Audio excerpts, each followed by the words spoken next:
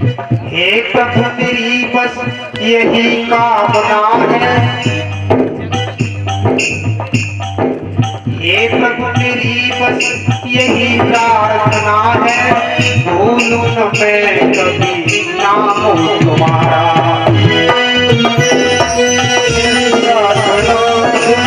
भूलूं कभी नाम तुम्हारा। हे प्रभु मेरी हम सबकी बड़ी कामना होनी चाहिए, प्रार्थना करो कि हे प्रभु मैं आपका नाम न भूलूं। हे प्रभु मेरी बस यही प्रार्थना है, भूलो नहीं कभी नाम तुम्हारा। भूलो नहीं नाम तुम्हारा, भूलो कभी नाम तुम्हारा। और इस काम होकर यही गीत गाऊं, इस काम होकर यही गीत गाऊं, हे नाथ नारायण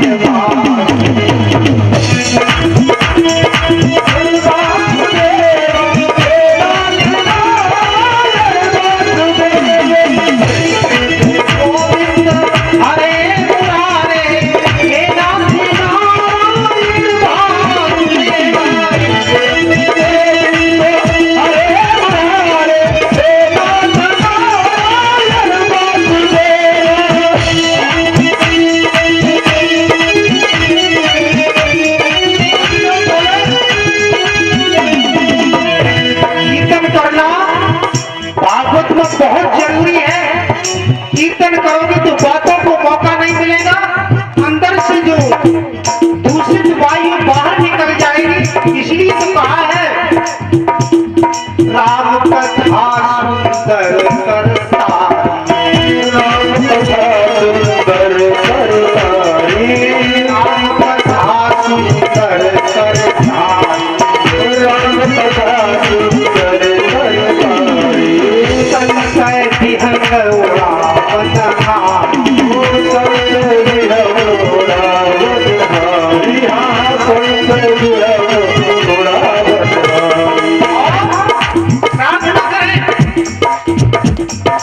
जब तक नहीं मैं हूँ, जब तक नहीं मैं दया के मैं काबिल, फिर भी दयालु दया आप कर, फिर भी दयालु दया आप कर, फिर भी दयालु दया आप कर। हमारा काम है, हम सबका काम है कि प्रभु को याद करें, भजन करें और धर्म के काम करें, लेकिन हम ऐसा नहीं करते। वो तो अच्छी बात है, वो नाराज नहीं होता जैसे हम लोग हो जाते हैं। न तो भीतर की श्वास भीतर बाहर की बाहर, फिर क्या करोगे?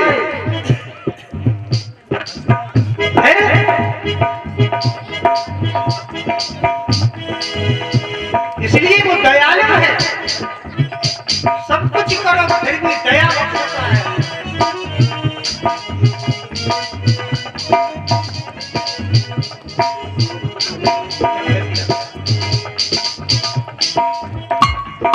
जब तक नहीं दया के काबिल, फिर भी दयालु दया आप करें, फिर भी दयालु दया आप करें, फिर भी दयालु दया आप करें। और सब कुछ दिया है मनुष्य तन को पाकर, सब कुछ दिया है मनुष्य तन को पाकर, हे नाथ नारायण वासुदेव, हे नाथ नारायण वासुदेव, हे नाथ नारायण वासुदेव। हरे मुरारे हे नाथ नारायण वासुदेव।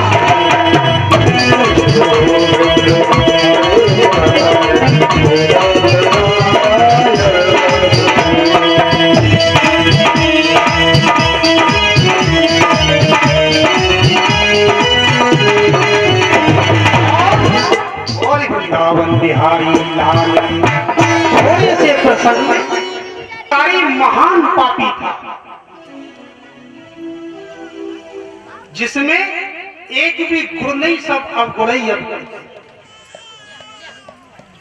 सारी धन संपत्ति को समाप्त करके वेश्यावृत्ति में फंस गया। अंत में वेश्याओं ने उसकी गला दबाकर हत्या कर दी और धुंधकारी प्रेत बन गए। जो वेश्यावृत्ति करते हैं, जो धर्म पर नहीं चलते, जिन्होंने भगवान का संकीर्तन नहीं किया, जो भगवत कथा में रत्न नहीं रखते, उनको प्रेत बनना पड़ता है। आजकल प्रेतों की संख्या ज्यादा है। जिनके अंदर ये गुण नहीं है वो जिंदा प्रेत हैं, उन्हें जिंद खाओ।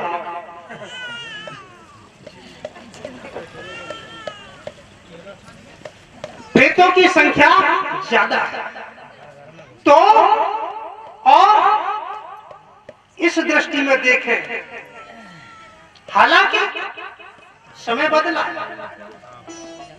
लेकिन मेरे विचार से भगतन के यहाँ आज लंबी लाइन लगी, क्योंकि प्रेतों की संख्या ज्यादा है। अब जिन पर गुजरी नहीं वे तो कछु मानता ना, और जिन पर गुजर रही है उन्हें पूछो घर के घर बर्बाद। कछु समझ में ही नहीं आत, कहा करे दवा काम नहीं कर और भगत ही में काम ना। ऐसे 85 घर मैंने देखे। और तो और क्या कहूं, धुंधकारी जैसे जिंद शरीर में नहीं, कितने शिष्य बनाए। आज भी साथ होंगे, सब साथ होंगे, लेकिन आपको नहीं दिखेंगे। चाहे तो माला माल कर देंगे, लेकिन हमें जरूरत नहीं। आइए, दक्षिण भारत में एक तुंगभद्रा नाम का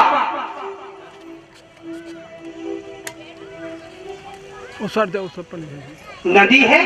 तुंगभद्रा नाम की एक नदी है।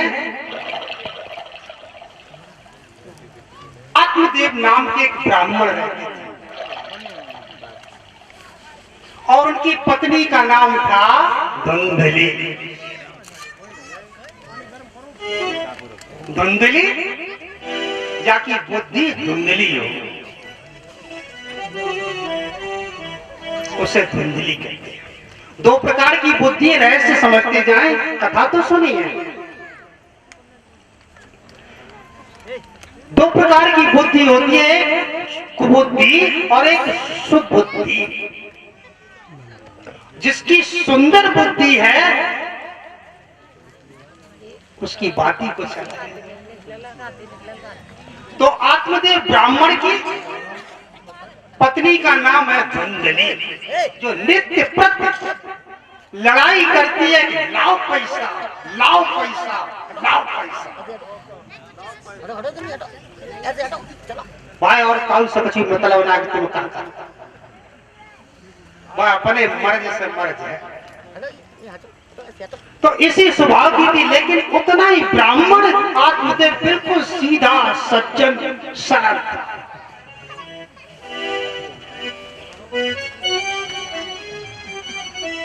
बहुत ही सीधा था, सरल था, जैसे तैसे अपना गुजारा कर रहा था। जितने मांगे उतने हाथ पकड़ाए, कैसो शांति बनी। प्यारे भक्तों, आत्मदेव ब्राह्मण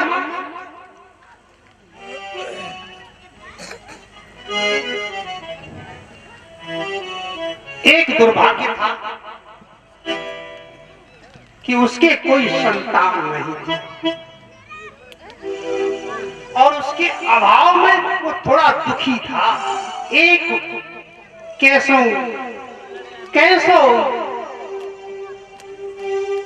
संतान हो जाए, क्योंकि उसकी भावना थी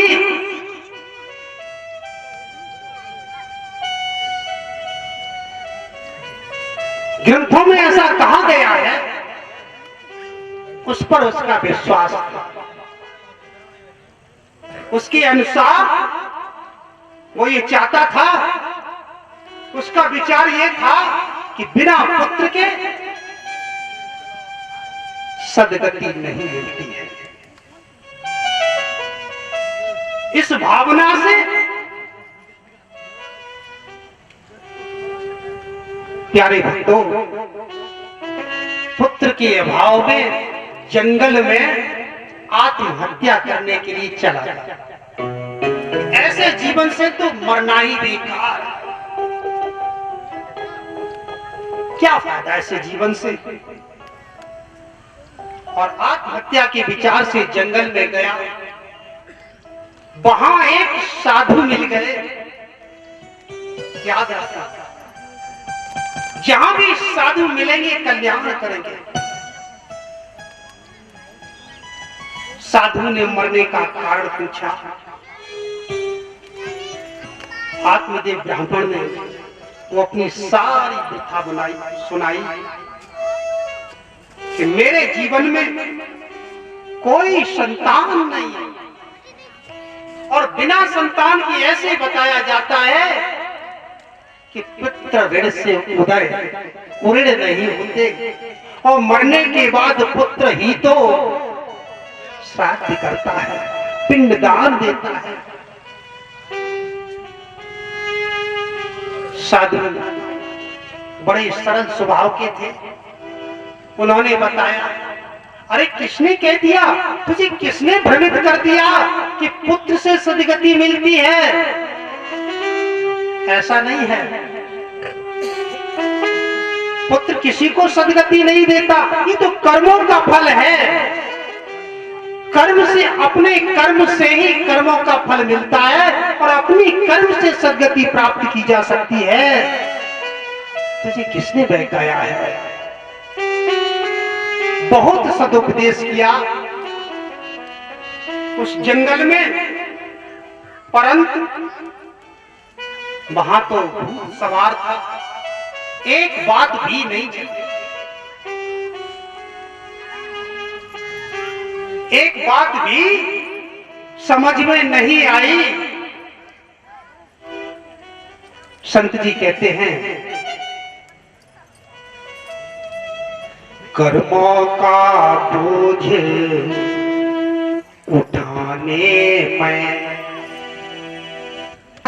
कामों नहीं चलता।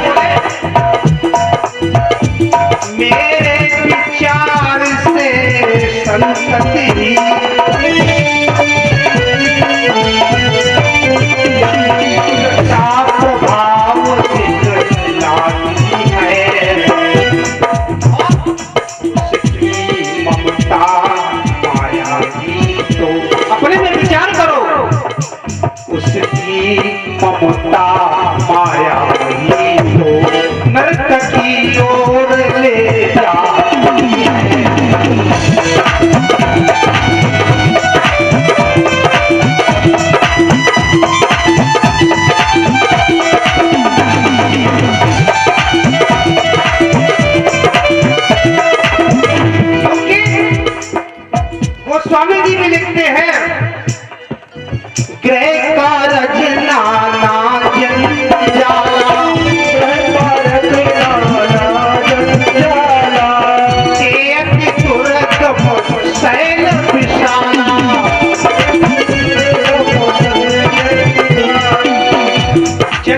कावेरी का जंजाला बहुत बड़ा, दुर्गम शैल नहीं, विशाल नहीं, विशाला।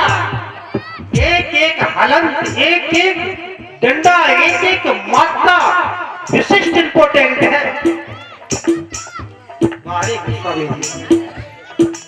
सिद्ध ये होता है कि कोई मनुष्य नहीं लिख सकता, लिखाने वाला कोई और है। और ये बात उन्होंने सिद्ध भी की है।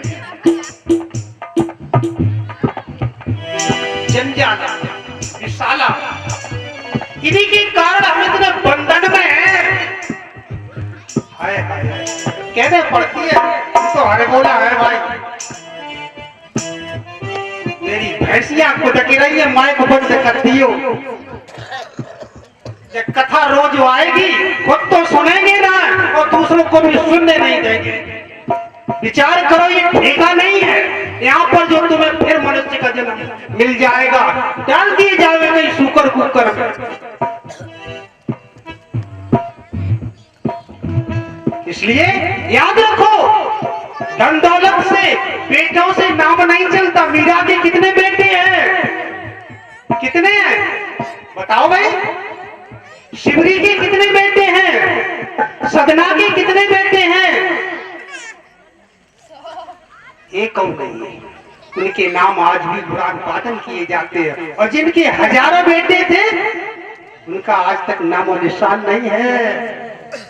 यही कह रहे संत जी कि बेकार से काम नहीं चलता। इसलिए मेरी इच्छा है कि चुपचाप भगवान ने तुम्हें अच्छा मौका दिया है, जाओ भजन करो। लेकिन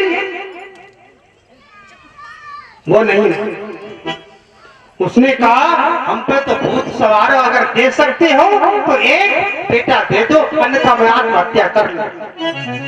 और संत बड़े दयालु होते हैं। कहा गया है ना, संत हृदय न पुनीत समान,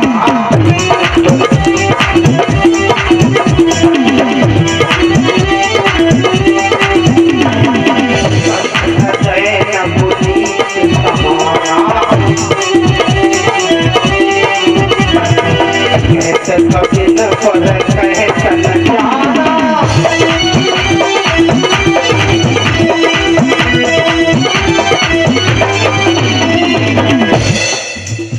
याद बिना दया को संत कसा, और दया करी तो आफत आई। लेकिन आफत को वो सहज स्वीकार कर लेते हैं, क्योंकि सदा परोपकार के लिए जीवन धारण करते हैं। बच्चे कबुंग फल भके नदी न संचय नीर, परमार्थ के कारण साधु धरा शरीर।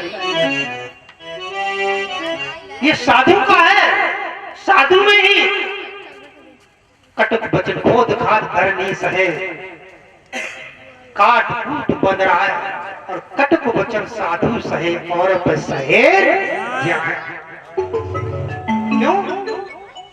कितने पानी में है, तेरे पीछे 2-4 बीघा जब बेच के लगा दी। लेकिन धर्म की बात आ जाए,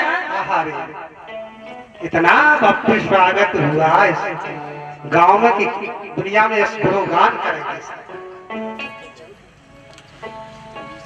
क्या कहा प्यारे हो, एक अमर फल दे दिया कि जाओ ये अपनी पत्नी को खिला देना। और वो फल उस ब्राह्मण देवता ने अपनी पत्नी धुंधली को दे दिया। धुंधली बोली, ये कहां थे आप गर्व रहेगा को फल खान से तो खाना पीना हराम हो जाएगा। साज श्रृंगार लटकन कछुना पहन पाए, और फिर 1 दिन हो, 2 दिन हो, 4 दिन हो, 6 दिन हो, 6 महीना, 9 महीना में कौन ना रहेगा पेट, और फिर बाकी बात टट्टी मलमूत्र कौन साफ करेगा। उपाय सोचा, और उसी पीरियड में उसकी बहन आ गई। बहना, हाँ अरे काय टेंशन पड़ी है, ये फल फल फल कछुआ दिखा, मेरे भी पेट में एक बच्चा है, उसको दो दे दूंगी और भाई समय ये दूध पिलाने के बहाने आ जाए। नहीं, जब फर्स्ट क्लास सब टेंशन मुक्त, सो भट को अमर फल दिया, सो गाय को खिला दिया। अब समय आया तो समय पर गाय के एक मनुष्य जैसा, जिसके कान बड़े बड़े थे, गाय जैसे बच्चा पैदा हुआ।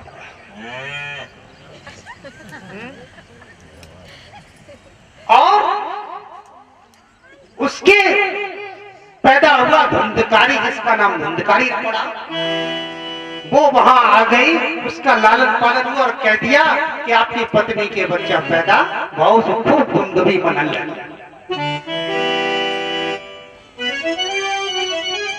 कर्मों का संस्कार, जैसा कर्म करोगे वैसा फल देगा भगवान, ये है गीता का ज्ञान। तो गोकर्ण तो देर रात सत्संग में जाने लगा, पठन पाठन में अपना समय बिता रहा है। और धुंधकारी जैसे जैसे बड़ा हुआ, बात तो काऊ की माने, उसकी संगत बिगड़ गई। और कुसंगति के बारे में कहा जाता है, कुसंगत भजन करे सब भंग।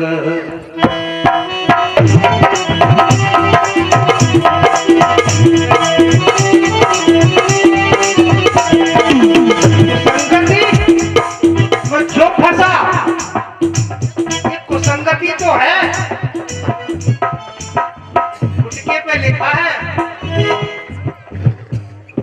ध्यान देना, गुटके पे लिखा है कैंसर, तंबाकू खाने से कैंसर होता है, वो छपा हुआ कैंसर। और हम बात सीधो फारा, हमें तो ये मालूम पड़ता ना तो आंखें न पड़े। ये कुसंगत का प्रभाव है। घर घर दूध बिक रहा, कोई नहीं लेना चाहता। 50वीं आबादी इटावा में जब रहता था, एक दही बेचने वाला आता था मटका धर के, और सुबह से लेके कम से कम 2 बज जाते थे, 10-15 किलो दही बेच पाता। घर घर आवाज, दही लियो दही। और ठेके की दुकान पर रात में देखो लाइन लगा 11 बजे तक। कुसंग का जो बड़ा भयानक होता, मैंने कक्षा 10 में पढ़ा था, बहुत भयानक होता है। इसलिए संगत से गुण उपजे, संगत से गुण जाए, बांस काठ और मिश्री एक ही भाव दिखाए। ये संगत का असर है, इसलिए पहला काम है संगति बदलना। प्यारेओ, कुसंगत में पड़ गया, वेश्याओं के घर जाने लगा। एक दिन सारा धन खत्म हो गया। उसकी दशा को देख करके आत्मदेव ब्राह्मण पुत्र के समझाने पर, गोकर्ण के समझाने पर जंगल में चले गए तपस्या करने। और वहीं उनका कुछ समय बाद मृत्यु हो गई। प्यारे, एक दिन वो डंडा लेकर के मां पर दौड़ पड़ा, बोला ला धन कहां है। लातों से, घूसों से, डंडों से खूब मारा। और मारने के बाद मां बेचारी दुखी होकर कुएं में गिर पड़ी। वो भी समाप्त। अब तो नित्य प्रति उन वेश्याओं के साथ रहता है। धन नहीं रहा, चोरी करने लगा। प्यारे, एक दिन क्या हुआ, वेश्याओं ने उसे चारपाई से कस लिया और गला, मुंह में घुस दिया कपड़ा और गला दबाकर मार डाला। ये किसी दिन हमें भी फंसा दिया। आराम से बताने पर किसी को नहीं बताया, वहीं घंटा करके गाड़ दिया। कुसंगति की ये दुर्दशा होती है। महाभारत के युद्ध में बहुत सारे वीर अजय जो थे वो भी वीर गति को प्राप्त हो गए। कथा शुरू हुई, यहां तक कि दुर्योधन की जंगा भीम की गदा से टूट चुकी है। कथा को घुमाए, अंदर में दृश्य सामने करें कि दुर्योधन की जान भीम की गदा से टूट चुकी है। उस समय में द्रोणपुत्र अश्वत्थामा अपने प्रिय दुर्योधन को प्रसन्न करने के लिए जाता है, कहता है मित्र आदेश करें, मैं आपकी प्रसन्नता के लिए क्या कर सकता हूं। दुर्योधन कहता है यदि मित्र तू कर सके तो बस इतना कर दे, किसी पांडव का एक ही सर लाके मुझे दे दे, जिससे मैं मथल कर अपनी ज्वाला को शांत करूंगा। मरते दम तक ईर्ष्या नहीं जाए। अभी तो कहा है ईर्ष्या तू न गई मेरे मन में। दौड़ा दौड़ा गया है अश्वत्थामा और जिस शिविर में पांचों पांडव सोते थे वहां जाके रात्रि के अंधेरे में पहुंचा। लेकिन जहां भगवान सारथी हो वहां धोखा कैसे हो सकता। उस रात पांचों पांडवों को भगवान कृष्ण ने कह दिया था आप आज यहां नहीं सोओगे, अलग सो। और वहां द्रौपदी के पांचों पुत्र सोए हुए थे।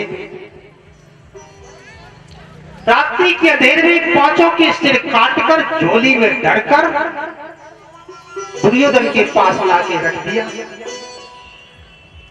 प्रात होते ही दुर्योधन ने कहा कहां है वो, अभी नहीं, कि पहले मुझे भीम का सिर दो जिसे मैं मथल कर अपनी ज्वाला को शांत कर। जैसे ही दिया है, जैसे ही मथला चूर चूर हो गया और बोला आंखों में ज्वाला भर के दुष्ट तूने ये क्या किया। तू मुझे शांति से अब मरने भी नहीं देगा। मैंने ये तो नहीं कहा था। इन बेचारे पुत्रों ने मेरा क्या बिगाड़ा था। हो सकता तूने तो मेरी वंश की हानि ही कर दी। ठोकर खाने के बाद अंत में याद आती है, करते पर तो क्रोध में कर जाते हैं। अक्सर लोग पूछा करते हैं वो 5 पुत्र कौन थे, उनके नाम क्या है। इसका प्रमाण 9वें स्कंद में मिला।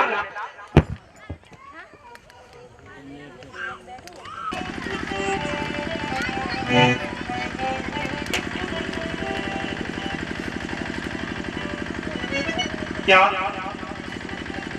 प्रमाण मिला है। युधिष्ठिरात् प्रतिबंध्य है श्रुतसेनो प्रकोदरात् अर्जुनाच्युत कीर्तस्तु शतानि कस्तुना। युधिष्ठिर का जो पुत्र था द्रौपदी द्वारा, उसका नाम प्रतिबंध था। और भीमसेन का जो पुत्र था उसका नाम श्रुतिसेन। और अर्जुन का श्रुतकीर्ति और नकुल का शतानी और सहदेव का जो पुत्र था श्रुतिकर्मा। ये 5 पुत्र अश्वत्थामा ने उनके सिर काट लिए थे।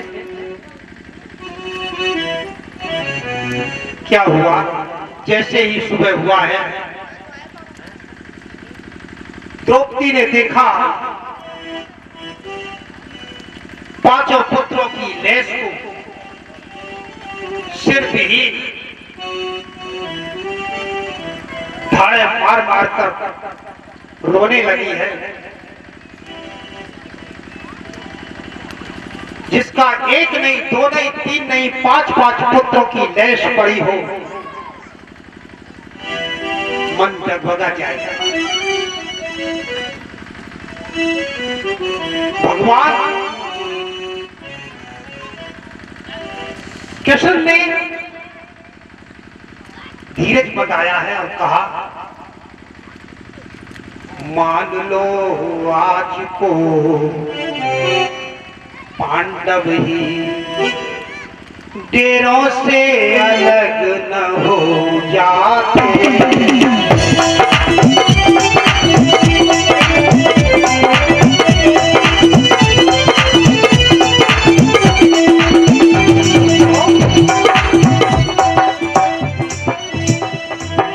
अभी पाप सारे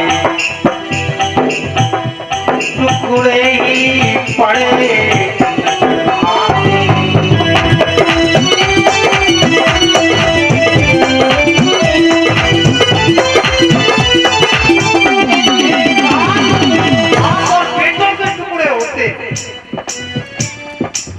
याद रखना, मैंने वचन दिया है, मैं जितना वचन दे चुका हूँ उसको अंत तक निभाऊंगा, चाहे सबका बनता बने, धर्म को दास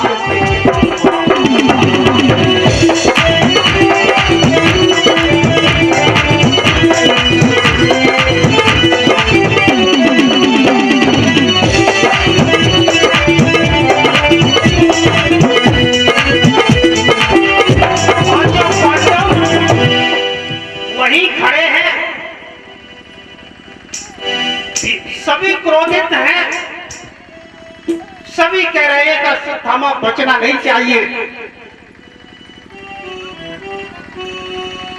भीम कहते कि अर्जुन नहीं मारेंगे तो मैं मार डाल, मैं तो छोड़ने वाला नहीं। तदा सुचस्ते प्रभिजामि भद्रे यद ब्रह्म बंधो सिर आगतायन गांडीव मुक्ते सर्वैर पाहरे पुत्रा। अर्जुन प्रतिज्ञा करता कि मैं उस आताताई को अभी सिर काट कर लाता हूं और उस पर पैर रखी तो स्नान करेगी, मैं प्रतिज्ञा करता हूं, तभी मैं तेरे आंसू पूछूंगा। और दौड़े दौड़े अश्वत्थामा की तरफ दौड़े हैं और उसको बांधकर द्रौपदी के सामने कर, अब तू बता कि मैं इसका क्या क्या। द्रौपदी इसको कहते हैं मां की ममता, अपना दुख विसार दिया, करुणा आ गई द्रौपदी को। द्रौपदी बोली, मेरे पुत्र जिंदा नहीं हो सकते, लेकिन मैं जैसे रो रही हूं ऐसे मेरी गुरु माता न रो, छोड़ दो इसे, ब्राह्मण है, छोड़ दो। अर्जुन बोले, मैं प्रतिज्ञा कर चुका हूं। भीम कह रहे, तू नहीं मारेगा तो मैं मारना। झोली फैला दी, ये है मां का है, इस झोली में छोड़ दो, गुरुपंथ के प्राण देते।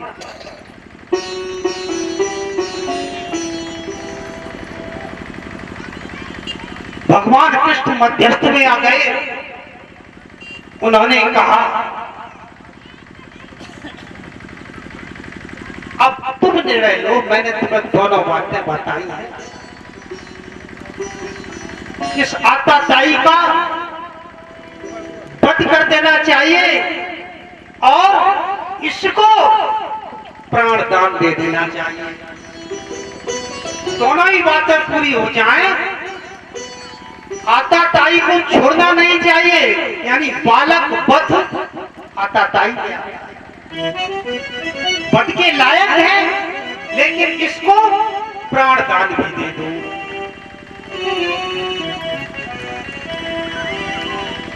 समझ में आ गया क्या करना है, क्योंकि अर्जुन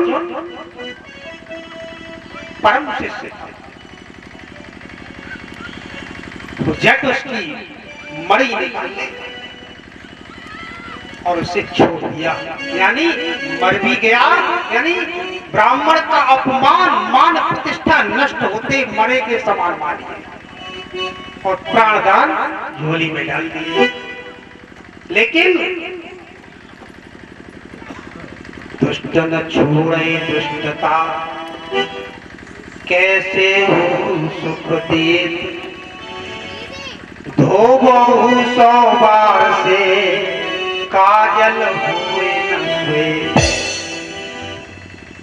नीति में भी कहा गया है, पैपाना भुजंगनाना केवलम विश्ववर्धनम, उपदेशस्त मूर्खाणाम प्रकोपायम। सर्प को दूध पिलाने से अमृत नहीं बढ़ सकता, और दुष्ट को मूर्ख को उपदेश देने से कलह ही बढ़ता है। भाई याद रखें, अश्वत्थामा को जैसे ही मारने के लिए दौड़े थे ना, उसी पर अपनी जान की खातर अपने हाथी की बात अभी नहीं करना, वो बात की बात, केवल उसका था तो बढ़ाइए न पैर जाएगा। दौड़े थे उसी वक्त, उन्हें उसे दंड देने के लिए जैसी दौड़े थे, वैसे ही उसने अपने प्राणों की रक्षा एक ब्रह्मास्त्र का प्रयोग किया। इधर अर्जुन ने भी ब्रह्मास्त्र को अनुसंधान किया। उसी वक्त वेद व्यास जी मध्यस्थ में आ गए, दोनों तरफ से रोका, सृष्टि प्रलय हो जाएगी, क्या कर रहे हो? अर्जुन ने तो नमस्कार किया और ब्रह्मास्त्र को वापस ले लिया। लेकिन अश्वत्थामा बोला, मैं वापस करना ही नहीं जानता, क्योंकि मुझे वापस करना सिखाया नहीं गया। मैं दिशा मोड़ सकता हूं केवल, तो दिशा ही मोड़ दो, और दिशा भी मोड़ी तो कहां मोड़ी? उत्तरा की गर्भ की, जहां हे परीक्षित राज, आप पेट में पल रहे थे। जैसे ही उसने अंतर्मन से उत्तरा ने भगवान को याद किया है, तो अंतर गर्भ में प्रवेश होकर के भगवान कृष्ण ने तो सुदर्शन चक्र की ज्वाला को शांत किया और परीक्षित को बचा लिया। वो कहीं अंत नहीं है, तो अंदर ही एक लाइन, तेरे घट में राम समाना मूर्त तो नहीं जाना।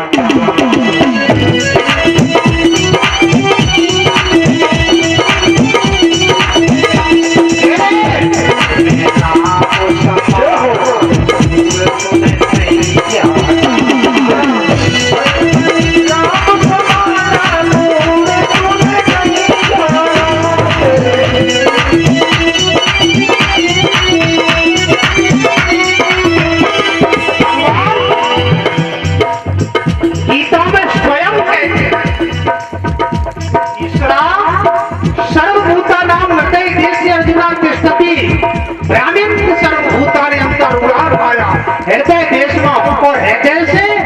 गर्भ में जाने में देर नहीं लगी। वेद पुराण संत की वाणी, पुराण संत की वाणी। वेद पुराण संत की वाणी, वेद पुराण संत की वाणी। के बखाना तुझे नहीं आना।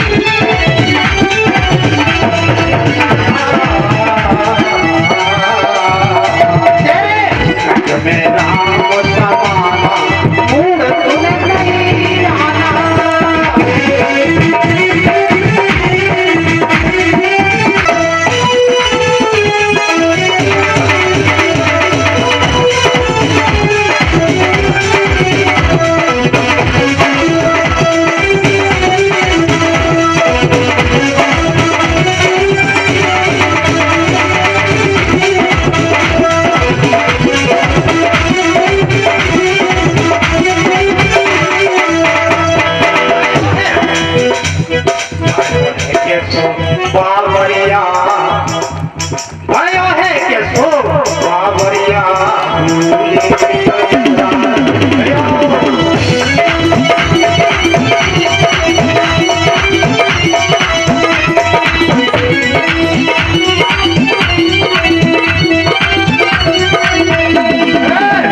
भूला भूला भूला भूला भूला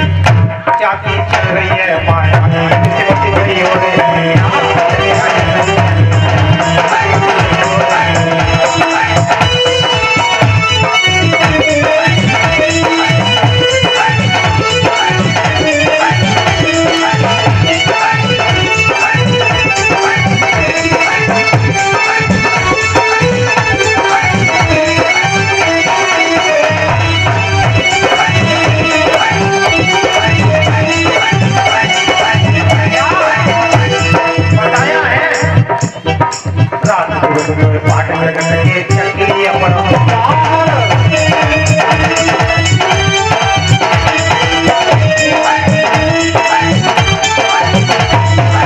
क्या है? रात और दिन ये दो पाठ है चक्की के, या ये कहिए पृथ्वी और आसमान पाठ है, या ये कहिए प्रकृति और पुरुष। और रात दिवस पाठ जगत के चक्की अपन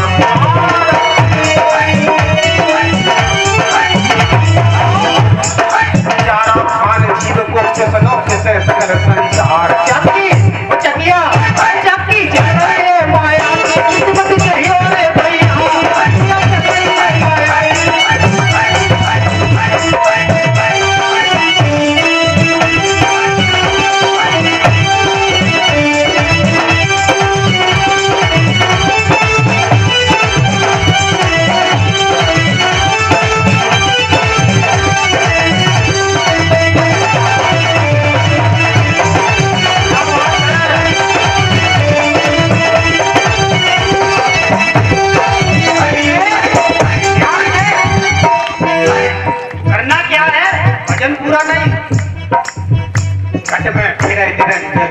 ध्यान में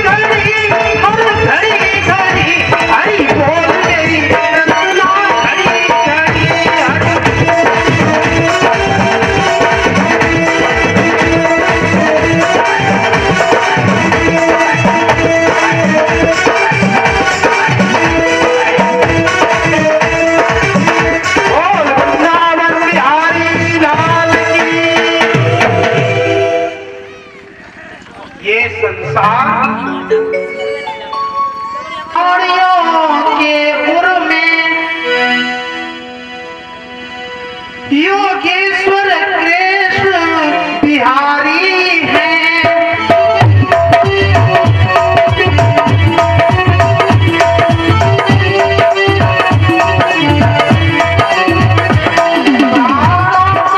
जो संचार करे मुक्तेश्वर लीलाधारी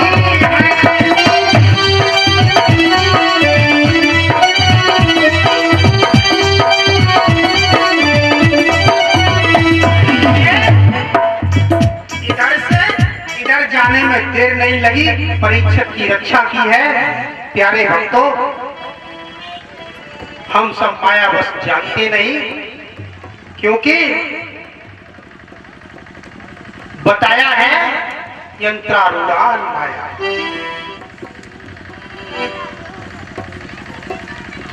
रक्षा करने के बाद उसको मणि विहीन कर दिया है। मां कुंती ने स्तुति की है, समझ गई मेरे प्रपौत्र की रक्षा हो गई। कृष्णाय वासुदेवाय देवकी नंदनाय च नंद गोप कुमाराय गोविंदाय नमो नमः। नमस्ते पुरुषं त्वाय ईश्वरं प्रकटे परम् अलक्ष्यं सर्वभूतानां अंतर्वायवस्थितम्। अंतर और बाहर एक समान है। नमो पंकजनाभ्यां नमः पंकजामलिने नमः पंकज नेत्राय गोविंदम पंचजाधन्नये। स्तुति की है। कई श्लोकों में माता कुंती ने भगवान कृष्ण की स्तुति की। तदोपरांत कथा को थोड़ा आगे बढ़ाते हुए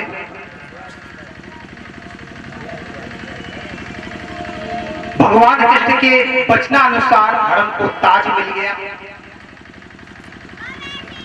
भीष्म ने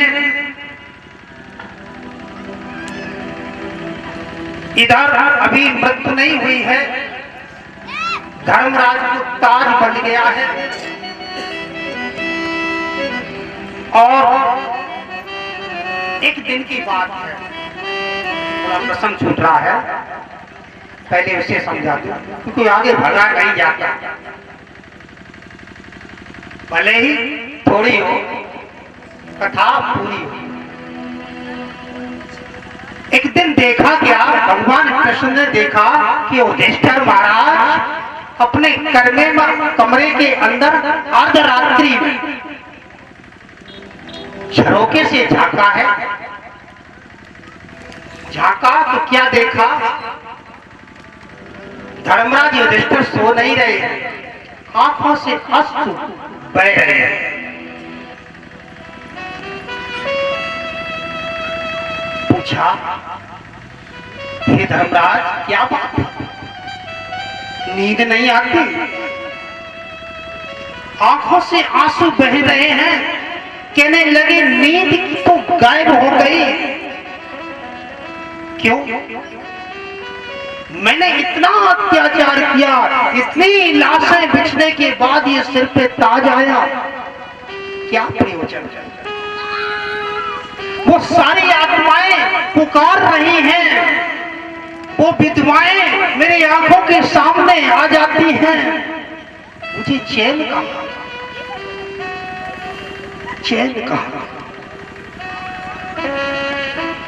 भगवान कृष्ण ने वो गीता का उपदेश सुनाना प्रारंभ किया, लेकिन कोई असर नहीं हुआ। अंतर में आश्चर्य हुआ, मैं क्या देख रहा हूं?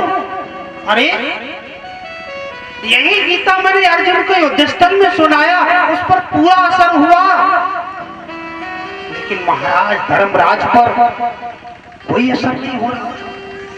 मत्था घुमा, हाँ बात एक है, ध्यान देना इस बात पर।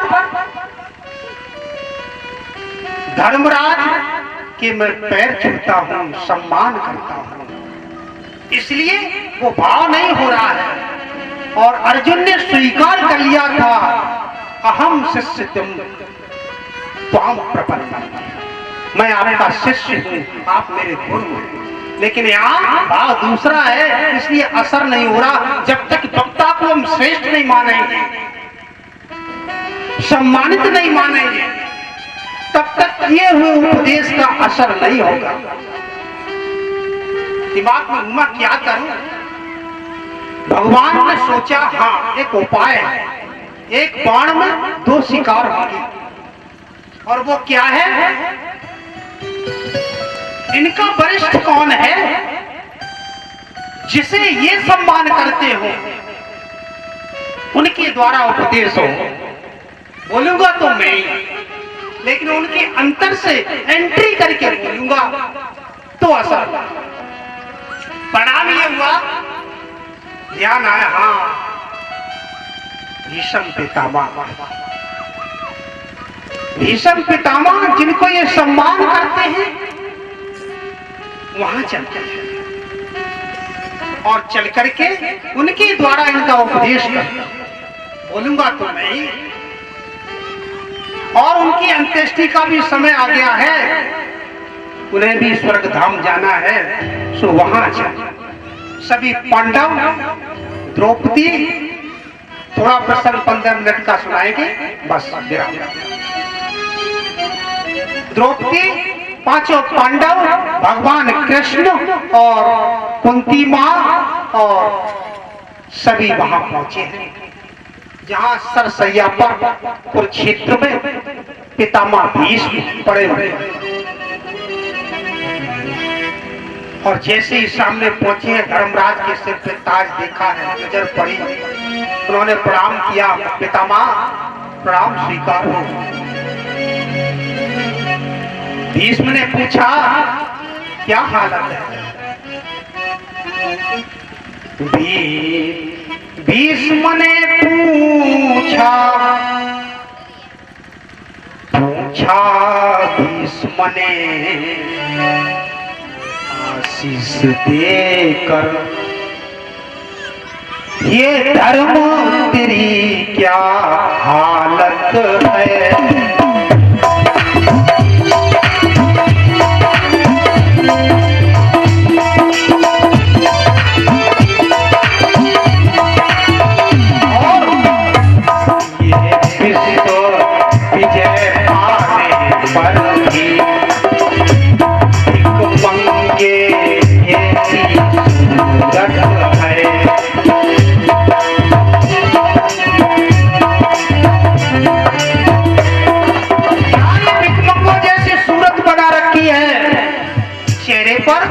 उदासी ना ना ना, क्या धर्म ने कहा क्षमा करें पितामह,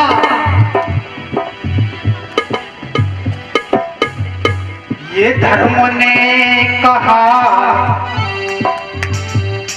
ये यही तो जीवन की असली हार हुई। और जिसको जयकार समझता था तो कोयले की बेकार हुई।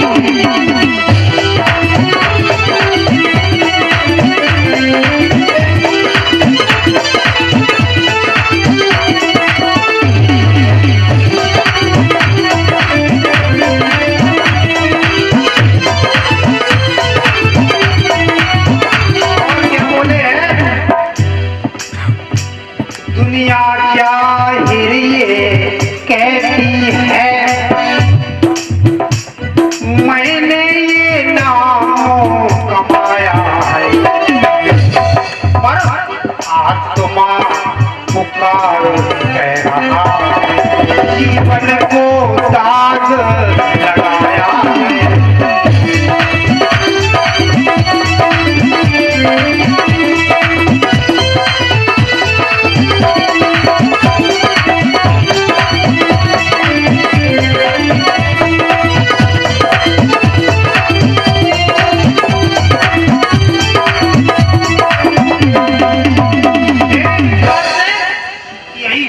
बड़ी हार हो गई। मैं जानता हूं मेरी आत्मा पुकार के कह रहा है कि जीवन में सबसे बड़ा कलंक। इस बात को सुनकर पितामह बोले अरे नहीं, ये बात आप क्या जानते, ये तो गूढ़ बातें हैं, इतना मेरे पास वक्त नहीं है। संतोष धारण कीजिए, जो हुआ सो हुआ, इस पर ज्यादा सोच विचार मत कीजिए। एक बात याद रखो, क्या हम तुम क्या एक कठपुतली थे, नट की इच्छा पर फूट गए, नट की इच्छा पर फूट गए, गए परस पर आपस में बने रहे।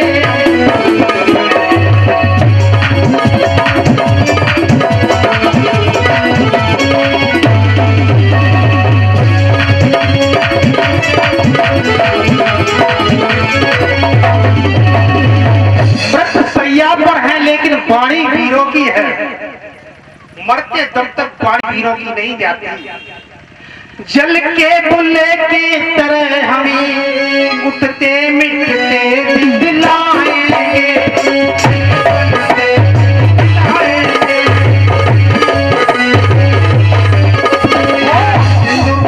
जैसे ही थे वैसे ही रह जाएंगे।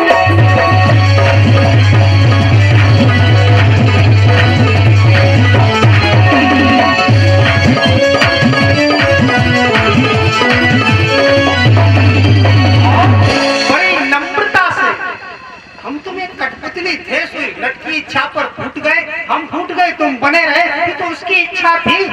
इसमें सोच विचार है धर्मराज बिल्कुल न। और क्या बोले, बेटे यही देवादिते, इशारा किया है भगवान कन्हैया के। बेटे यही देवादिते, सभी कार यही अधिकार।